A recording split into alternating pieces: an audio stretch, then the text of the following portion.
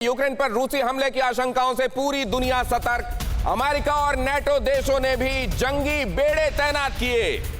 Ukraine के पड़ोसी मुल्कों में भी रूसी सेना का खौफ बढ़ा। रूस के दबाव में 3 मुल्कों में सैन्य अभ्यास का डर।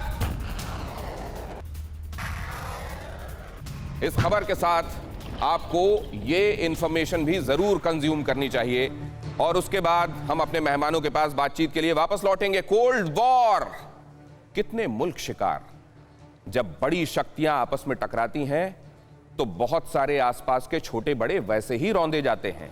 वही जो 2 हाथियों की लड़ाई में होता है, घास रौंदी जाती है। और इसका इतिहास आप देखिए, जब कभी ये 2 महाशक्तियां सामने आई हैं तो क्या हुआ है उन मुल्कों का जो इनके बीच में आए हैं।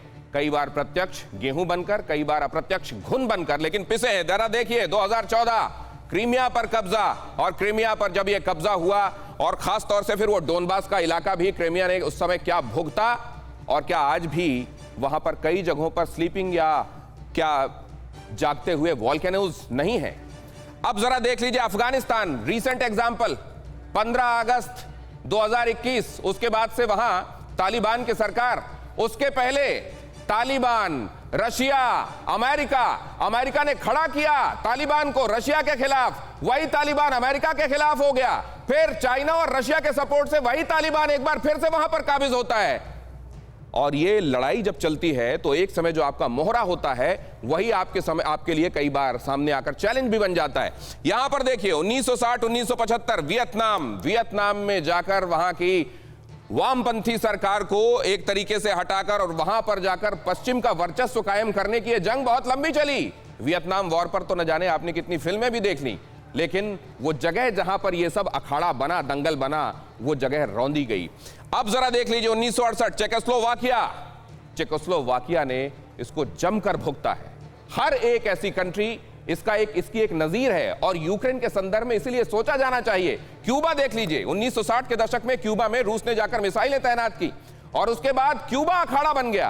क्यूबा में वहां की वामपंथी सरकार, वहां का लोकतांत्रिक विपक्ष को लोकतंत्र का तमगा अमेरिका की तरफ से, उसको सपोर्ट अमेरिका की तरफ से, बहुत सारे लोगों का जेल में ठूसा जाना, कई लोगों का वहां से जाकर बाहर की जमीन से ऑपरेट करना, और आज भी क्यूबा में वो उथल पुथल जारी।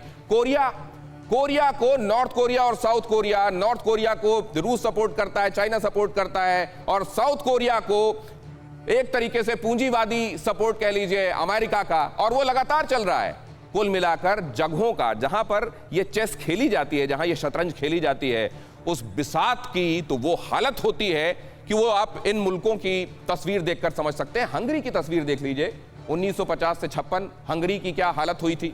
और जब भी ये महाशक्तियां सामने आती हैं तो यही इतिहास बनता है, और ये एक बार नहीं हुआ। इतिहास ने बार बार कई मुल्कों में इस बात को दुनिया के सामने नजीर के तौर पर रखा है। लेकिन क्या यूक्रेन के मामले में इस बात को समझते हुए दुनिया सतर्कता से कदम उठाने के लिए तैयार है, या दुनिया में कुछ मुल्कों की यही नियति होती है? कमर आगा साहब, मैं समझता हूं कि ये नियति, देखिए, न तो अमेरिका को कामयाबी वियतनाम में मिली, ना अफगानिस्तान में मिली, ना इराक में मिली, जो उनके ऑब्जेक्टिव थे वो पूरे कर पाए। अब जंग से आप अपने ऑब्जेक्टिव नहीं पूरे कर सकते। सेकेंड वर्ल्ड वॉर के बाद ये बात तय हो गई और लगातार अमेरिका ने कोशिश की, सैंक्शंस और फिर उसके बाद रिजीम चेंज की पॉलिसी लेके आए, उससे भी कोई फायदा नहीं हुआ। हमने देखा क्या हुआ, इराक के अंदर रिजीम बदल गई, मगर अमेरिकन अपने जो उनके ऑब्जेक्टिव्स थे वो पूरे नहीं हो पाए। और यूक्रेन की जंग तो बहुत ही खतरनाक होगी। उस जंग के मतलब ये है कि आप इमेजिन नहीं किया जा सकता कि क्या हशर होगा उस पूरे क्षेत्र का ऊपर, और उसकी चपेट में आपने जैसे कहा कि पूरी दुनिया भी आ सकती है, इसमें कोई शक नहीं। इसी वजह से शुबा होता है कि शायद जंग ना हो, इसलिए कि इतनी भयानक जंग होगी कि जिसकी कोई इंतहा नहीं। दूसरी तरफ ये भी है कि एक नया सेटलमेंट, कोल्ड वॉर की तरह की सिचुएशन दोबारा से डेवलप हो रही है। कोल्ड वॉर भी पॉसिबल नहीं है, अब बहुत मुश्किल है।